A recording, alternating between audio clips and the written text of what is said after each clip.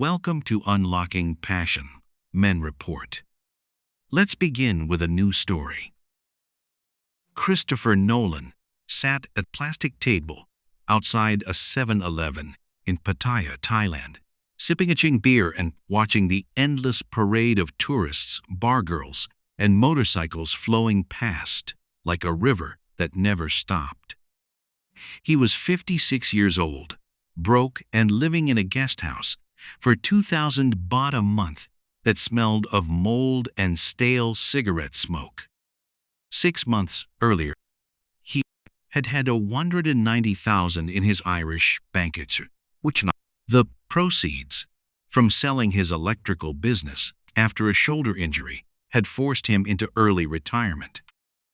He had had a woman named Varanja, a beautiful 27-year-old, who called him her hero and promised to build a life with him.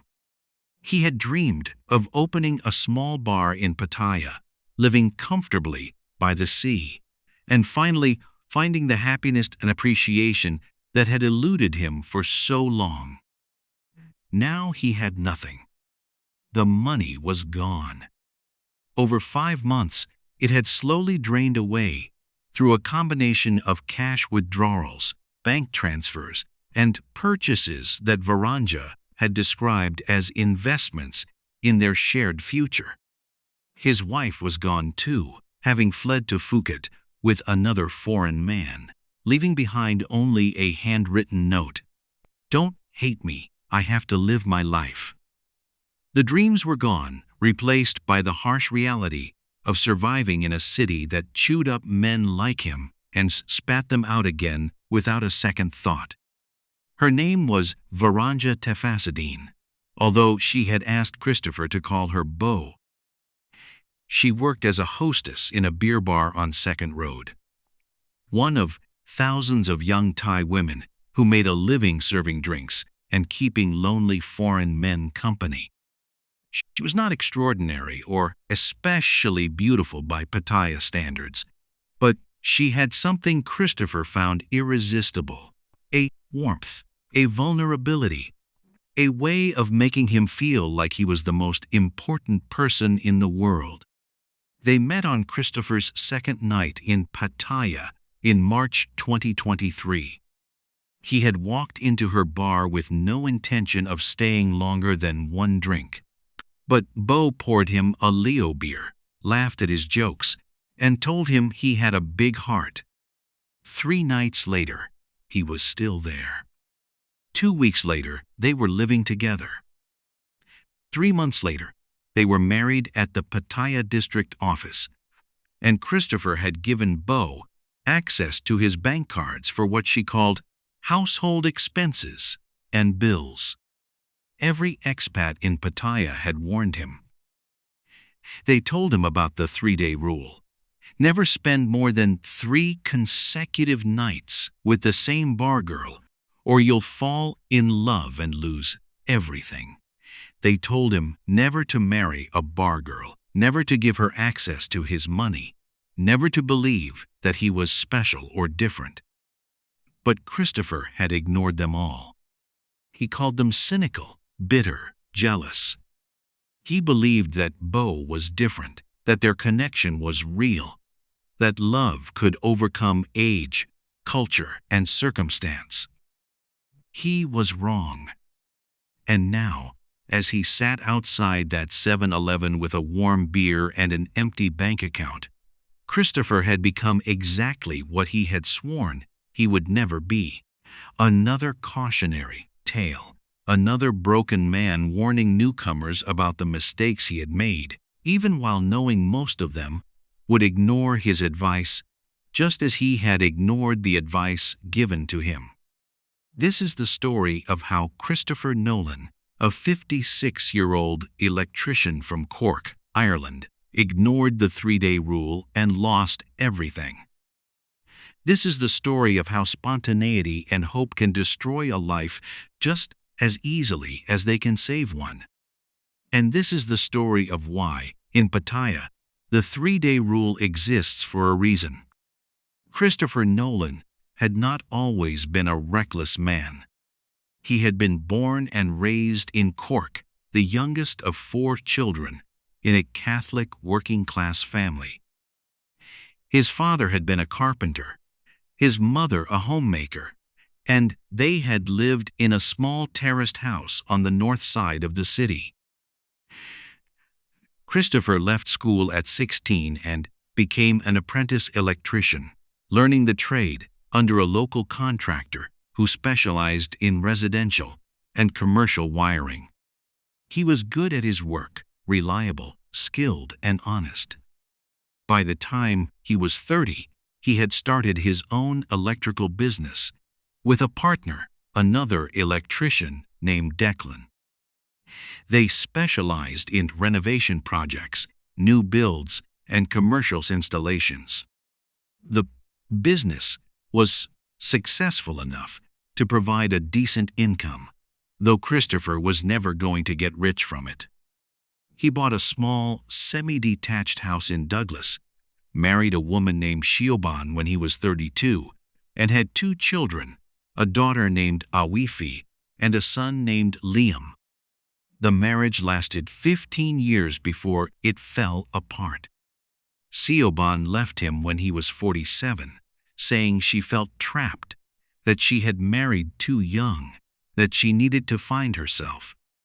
The divorce was messy and expensive, and Christopher lost the house in the settlement. His relationship with his children worsened after the divorce. Awif took her mother's side, and Liam moved to Dublin for university and rarely came home. After the divorce, Christopher threw himself into work.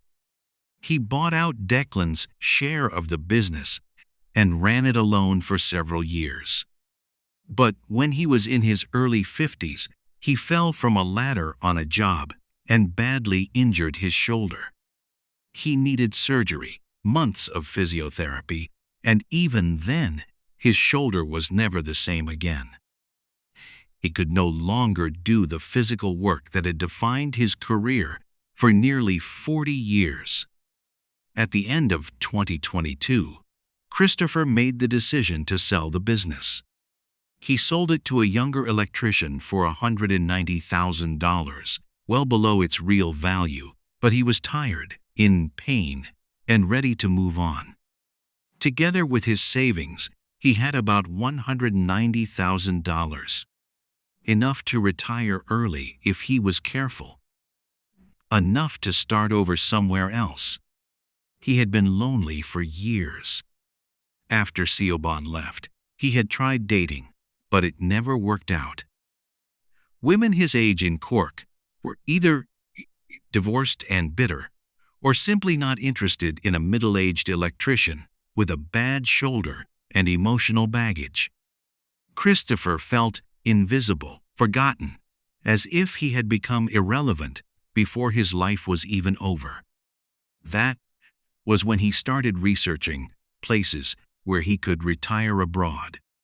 He had always wanted to travel, but he had never had the time or money. Now he had both, and he needed to get away from Cork, away from the memories, away from the feeling of failure that clung to him like a shadow.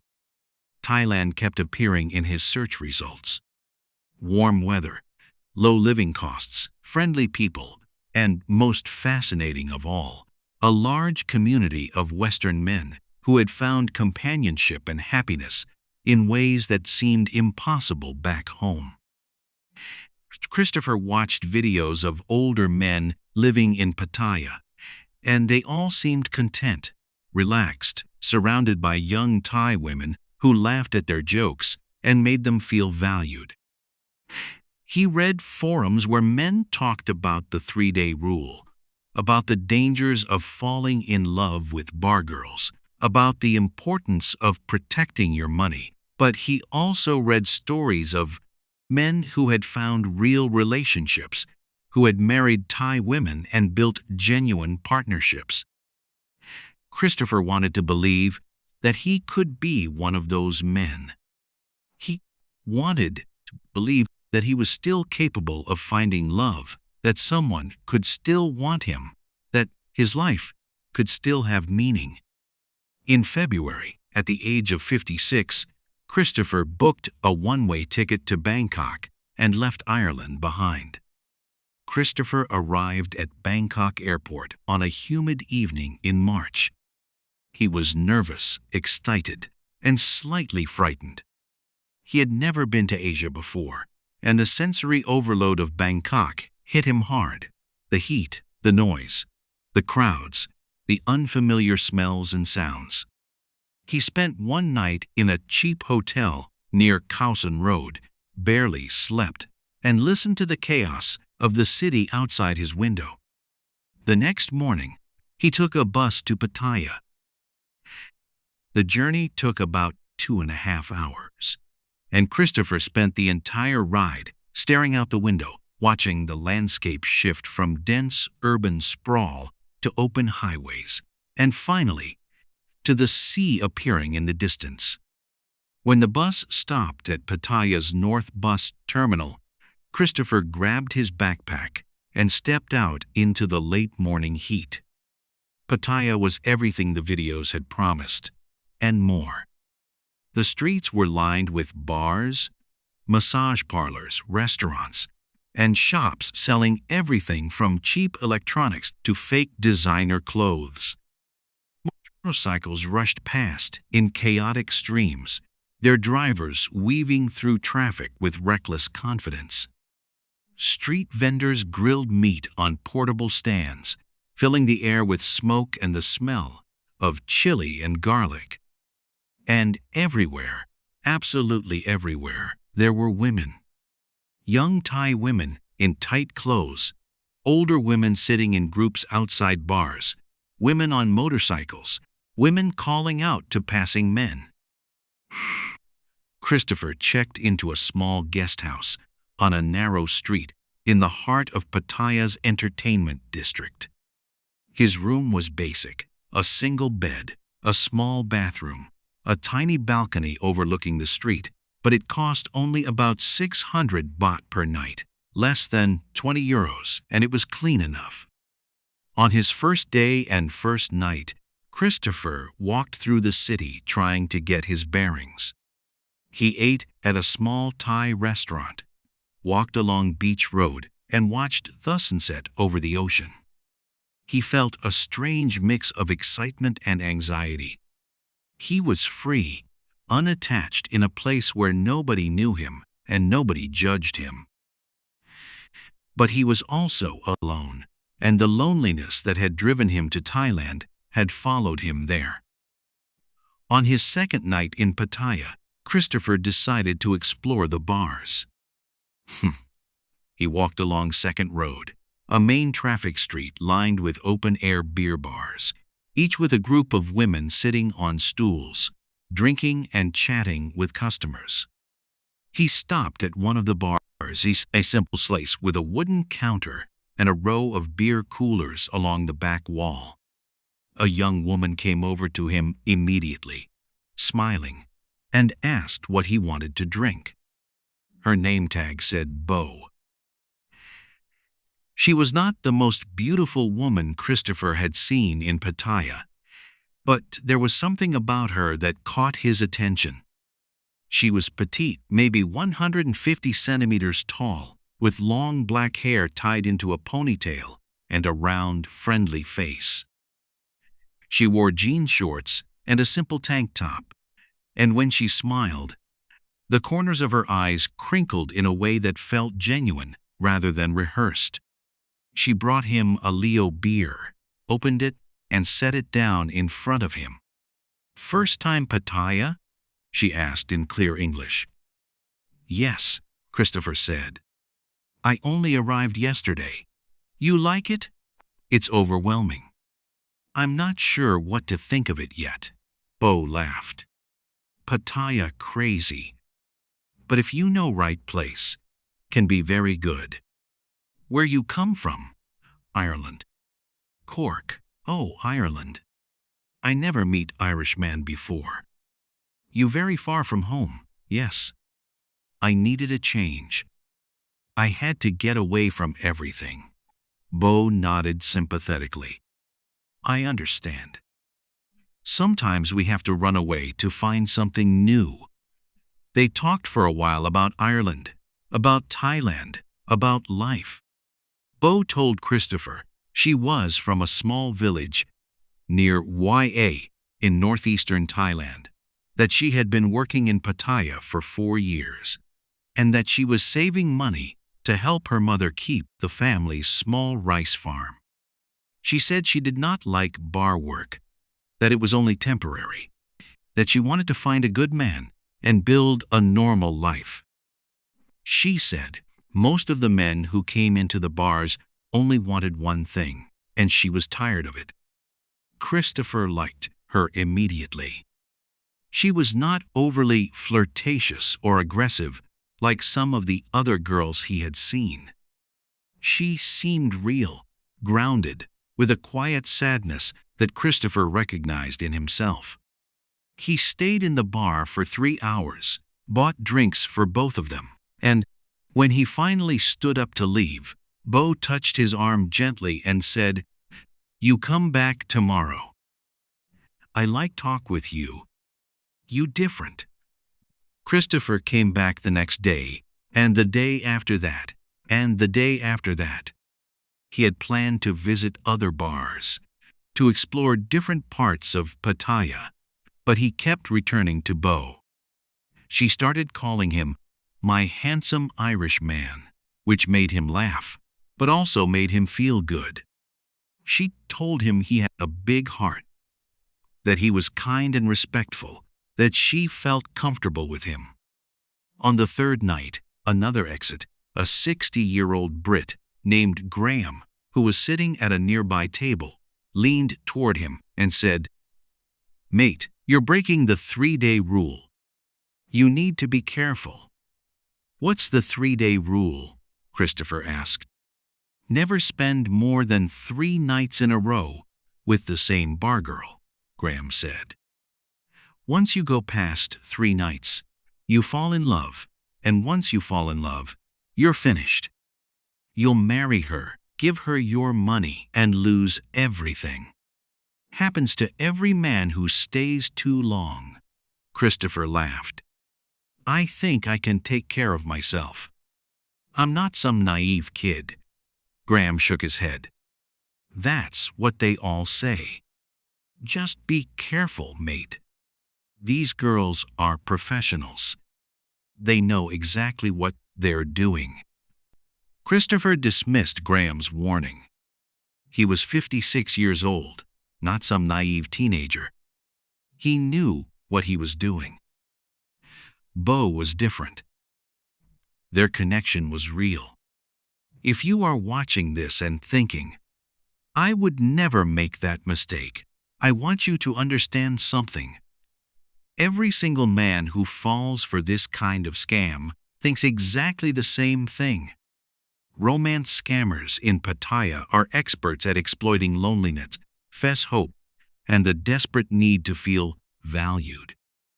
Subscribe to this channel and share this video to protect others from making the same devastating mistakes Christopher made. His story is about to spiral out of control, and you need to see how quickly a few bad decisions can destroy an entire life. By the end of Christopher's first week in Pattaya, he and Bo were inseparable. She had stopped working at the bar. Christopher had paid the bar owner 10,000 baht, about 270 sets, to buy out her bar fine, and she moved into his guest house room. It was cramped with both of them there, but Christopher did not care. He felt happier than he had in years. Bo cooked for him, cleaned the room, and made him feel important. She was affectionate, but not in an overwhelming way.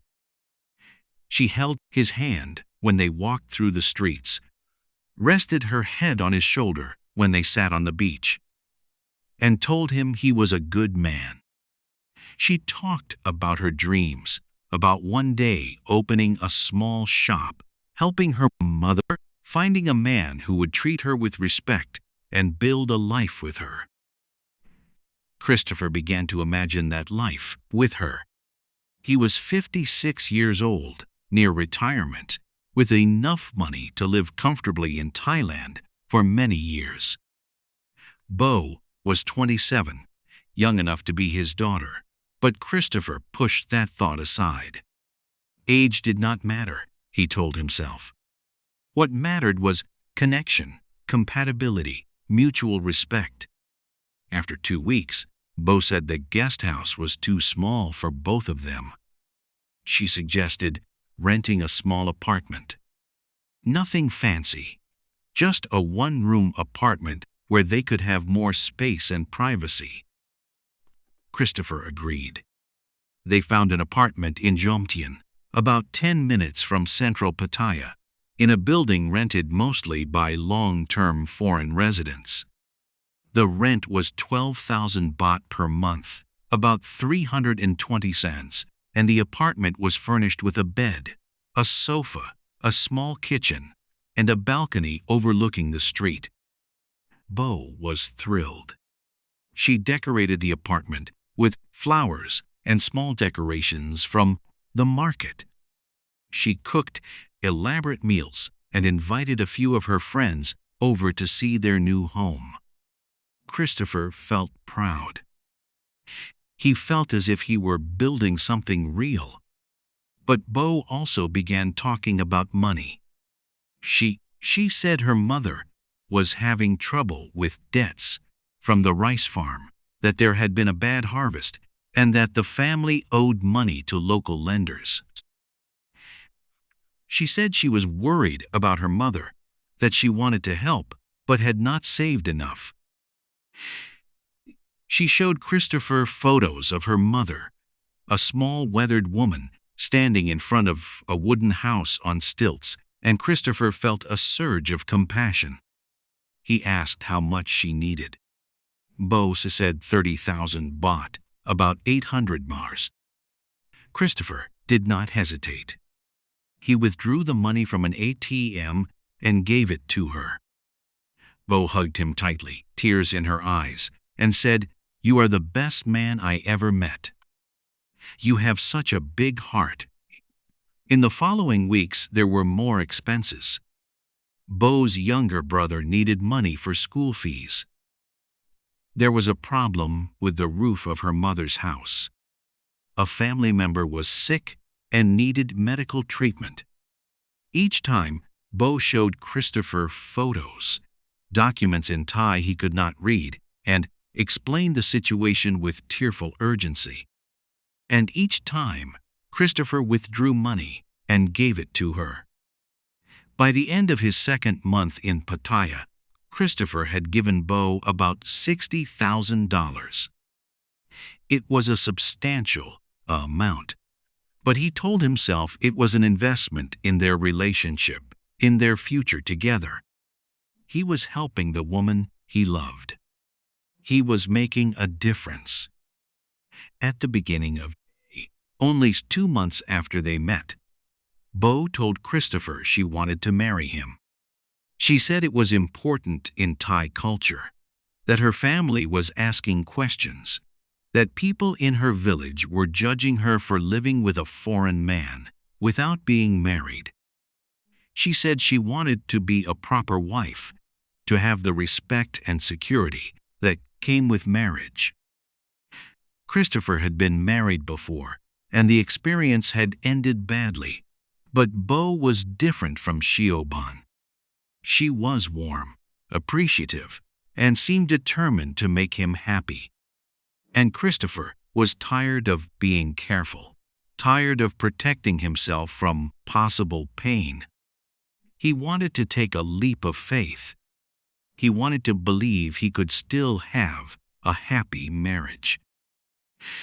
They went to the Pattaya district office on a Thursday morning in mid-May. Bo wore a simple white dress she had bought at a local market, and Christopher wore a button-up shirt and clean trousers. They brought 2 of Bo's friends as witnesses, and the entire process took less than 45 minutes. When they walked out of the office, Bo held the marriage certificate in her hand and cried with joy. They went to a small restaurant on Second Road to celebrate.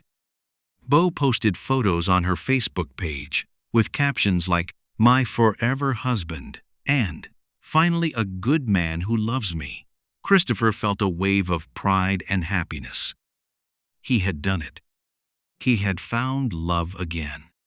He had found a woman who appreciated him, who made him feel that his lavishes still had meaning. But even then, there were warning signs. The expats Christopher had met in Pattaya, men like Graham, the Brit who had warned him about the 3-day rule, were worried. One evening in a bar, Graham pulled Christopher aside and said, Mate, I know you think she's different, but you just married a bar girl. You've known her for 2 months. Do you really think this is going to end well?" Christopher was offended. "She's not just a bar girl. She has a family, a history, dreams. She's not some opportunistic scammer." "They all have families," Graham said. "They all have sad stories, and they all disappear once they get what they want. Protect your money. Don't give her access to your bank accounts. Don't put anything in her name." Christopher dismissed Graham's advice.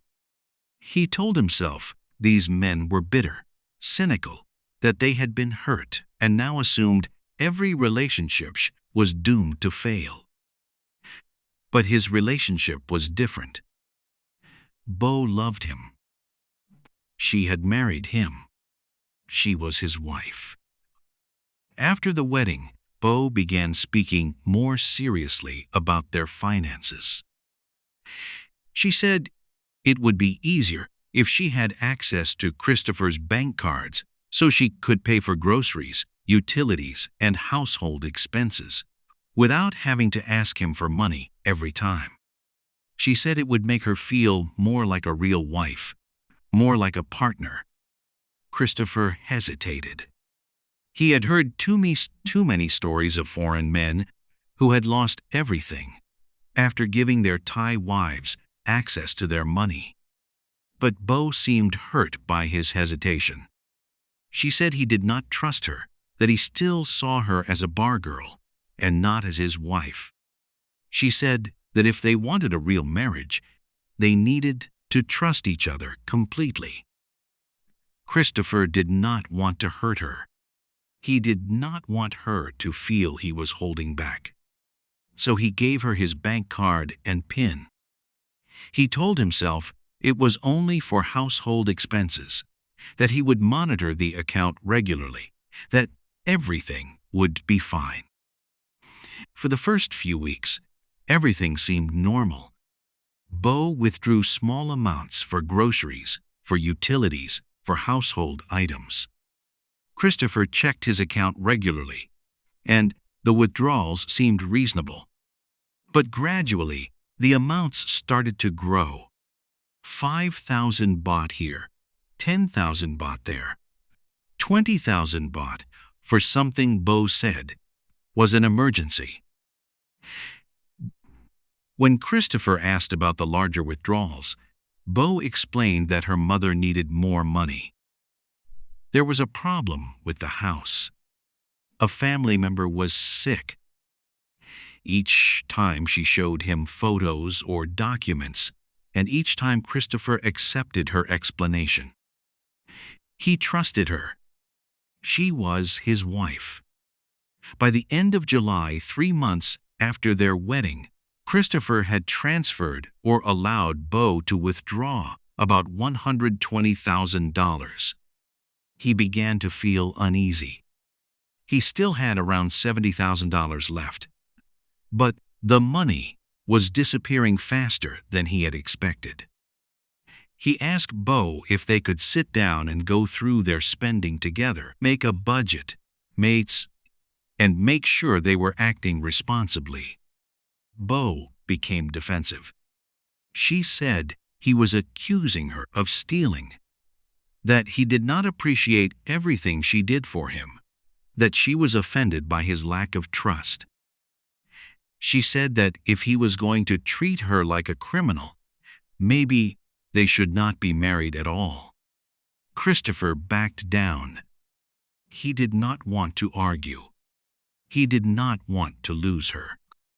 At the beginning of August, Christopher had to go to Bangkok for a few days to renew his visa. He asked Bo if she wanted to come, but she said she needed to stay in Pattaya to deal with some family matters. Christopher thought nothing of it. He took a bus to Bangkok, spent 2 nights in a cheap hotel near the immigration office, and returned to Pattaya on a Thursday afternoon. As soon as he opened the door to their apartment, he knew something was wrong. The apartment was empty. Not just empty of Bo, but empty of everything. The furniture, the television, the kitchen appliances, the small decorations Bo had put up, everything was gone. Even the curtains had been taken down. He stood in the middle of the empty apartment, unable to breathe, unable to process what he was seeing. He pulled out his phone and tried to call Bo. The call went straight to voicemail. He tried again. Same result. He opened line and sent her a message. It remained unread. He checked her Facebook page. It had been deleted. He went into the bedroom and found a single folded sheet of paper on the floor. He picked it up and opened it. The note was handwritten in English, in Bo's messy handwriting. "Don't hate me. I have to live my life. You are a good man, but I cannot stay. I am sorry." Christopher felt his legs give way. He sat down on the floor with his back against the wall and stared at the note. This could not be happening. This could not be real. Bo was his wife. She had married him. They had built a life together. With trembling hands, he opened his banking app. He logged into his account and stared at the screen, unable to grasp what he was seeing. The balance showed £2,400. He scrolled through the transaction history. In the last 3 days, while he had been in Bangkok, there had been a series of large withdrawals, cash withdrawals from ATMs all over Pattaya, transfers to Thai bank accounts he did not know, payments to mobile banking services. Everything had been authorized with his card and PIN. Everything had been done by Bo. 190,000. Everything he had worked for over more than 40 years. Gone. Christopher sat on the floor of that empty apartment for over an hour, unable to move, unable to think. He had been warned. Every expat in Pattaya had told him this would happen. Graham had told him. The forums had told him. Even the 3-day rule existed specifically to prevent this. And Christopher had ignored it all, believing that he was different, that Bo was different, that their love was real. The next morning he went to the Pattaya police station. He brought his phone, his bank statements, the marriage certificate, and the note Bo had left behind. He sat across from a bored-looking officer and tried to explain what had happened. The officer barely looked at the documents Christopher spread across the desk. "This domestic matter," the officer said in broken English. "She your wife. You give access to money. She take money. Not crime. You want divorce? You go lawyer. Police cannot help." "But she took everything," Christopher said, his voice breaking. "She emptied my account and disappeared." "How is that not theft?" The officer shrugged. "You give her card. You give her PIN. She not force you. That your choice. Many Farang have same problem. That your mistake. Christopher left the police station numb. He went to a law office, a small practice near Walking Street, advertising services in English. The lawyer, a Thai woman in her 40s, listened to his story and shook her head sympathetically. I'm very sorry, Mr. Nolan, but there is not much we can do. You voluntarily gave her access to your bank account. The withdrawals were authorized with your card and PIN. Legally speaking, she has done nothing wrong. You would have to prove fraud, which is very difficult. What about the marriage? Christopher asked. Can I get it annulled? You can file for divorce, but that will take time and money. And even if the divorce is finalized, you will not get your money back. It's gone. Christopher sat in silence. Then he asked, how much would it cost to file for divorce?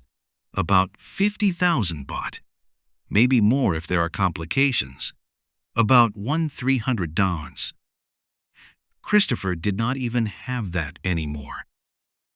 Christopher tried calling his family in Ireland to tell them what had happened. His daughter, Oifi, answered, and when he explained it, there was a long, uncomfortable silence. Dad, she finally said, her voice cold, I can't believe you did this. You married some girl you met in a bar.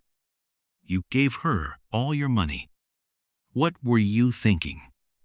I thought she loved me, Christopher said. She didn't love you, Dad. She saw an easy target and took everything. And now you have nothing. Can you help me? Can you send me some money so I can come home? Oifi sighed. No, Dad. You made this mess. You have to deal with it yourself. I have my own life, my own problems. I can't bail you out. His son Liam did not even answer his phone. Christopher tried calling his ex-wife, Siobhan, hoping she might show some compassion. She listened to his story and then said, Christopher, you were always impulsive. This does not surprise me. Good luck. Then she hung up. Christopher had no money for a flight back to Ireland. He had no money for rent. He had no money for anything.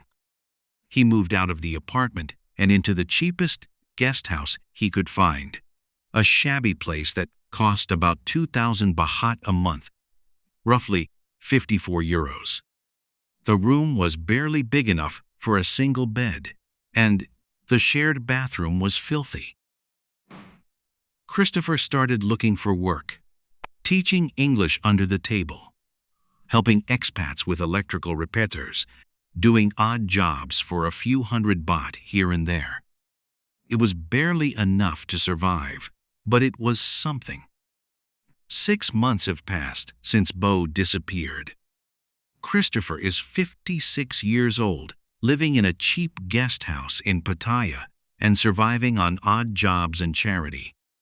He has no savings, no way to return to Ireland, and no family willing to help him. He has become exactly what he swore he would never be. Another broken expat, warning newcomers about the mistakes he made. Most evenings now, he sits outside the 7-Eleven, drinks cheap beer, and talks to newly arrived tourists. If they ask him about Pattaya, he tells them about the 3-day rule. He tells them never to fall in love with a bar girl, never to give them access to their money, never to believe they are special or different. Most of them ignore him, just as he ignored Graham. They think they are smarter, more careful, that their situation is unique. Christopher understands that. He thought the same. Since Bo vanished, he has heard rumors about her. Of the Smith. Other expats have told him they saw her in Phuket with another older foreign man, behaving exactly the same way she had behaved with Christopher.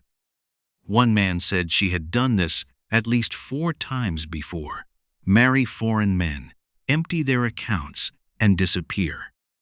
Christopher feels a deep, crushing shame. He ignored every warning. He broke the 3-day rule.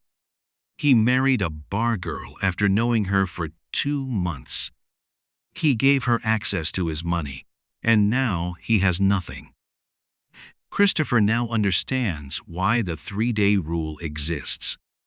It is not because Thai women are naturally dishonest or manipulative.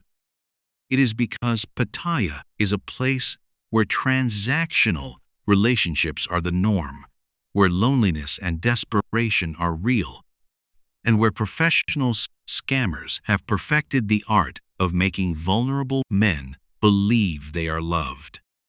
The 3-day rule exists because after 3 nights, the boundaries begin to blur.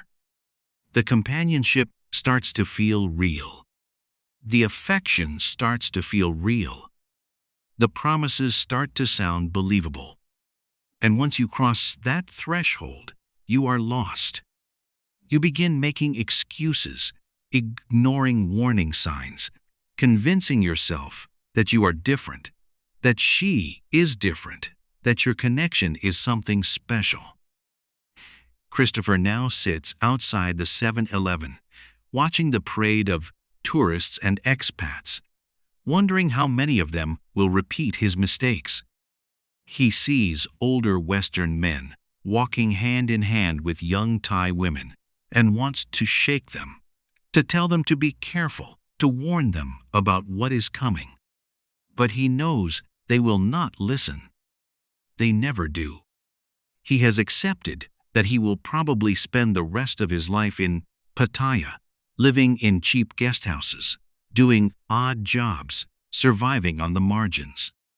He has accepted that he destroyed his own life through a combination of loneliness, impulsiveness, and willful ignorance.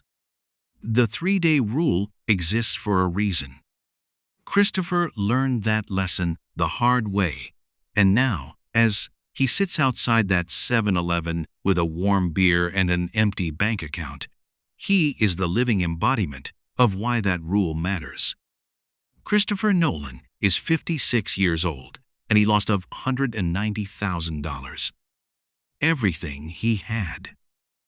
He lost it to a woman he married after ignoring every warning, after breaking the 3-day rule, after convincing himself that he was different and that Bo was different.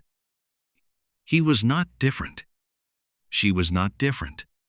He was just another lonely man who came to Pattaya looking for love and found only exploitation. Bo never loved him. She saw an opportunity, an impulsive, generous man with money and a desperate need to feel appreciated. And she used it. She was patient, affectionate, and completely convincing. And once she had everything she needed, she emptied the account and disappeared. Christopher now sits outside that 7-Eleven, sipping his beer and thinking about the choices he made. He thinks about Graham's warning, about the 3-day rule, about all the moments when he could have walked away but chose to stay. He thinks about how easily a lifetime of work can be erased by a few bad decisions made in the grip of loneliness and hope. He ignored the 3-day rule, and now he is married to a ghost, a woman who exists only in his memories and regrets. He is trapped in Pattaya, unable to leave, unable to move forward, living as a warning to others who will probably ignore him just as he ignored those who came before him. The 3-day rule exists for a reason. Christopher learned that the hard way, and every day, as he sits outside that 7-Eleven, watching newcomers with stars in their eyes and hope in their hearts walk by, he knows that some of them will make the same mistakes he made. And there is nothing he can do to stop them. Because in Pattaya, hope is the most generous currency of all. And Christopher spent everything he had buying a dream that was never real.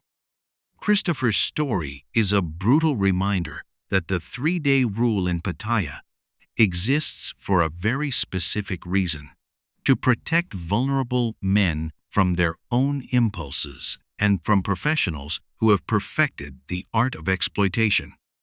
If this documentary has opened your eyes to how quickly hope and loneliness can destroy a life, please subscribe and share this video.